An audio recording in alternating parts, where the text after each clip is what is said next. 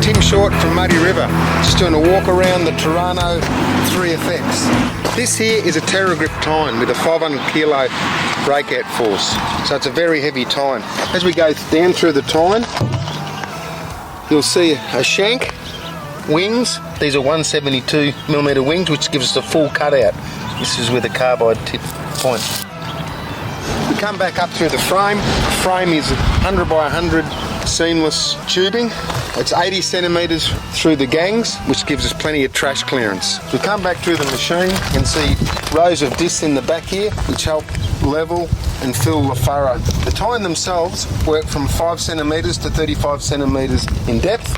Once again, this machine we have plenty of options on rollers, like our Joker series. This is an open roller, 640.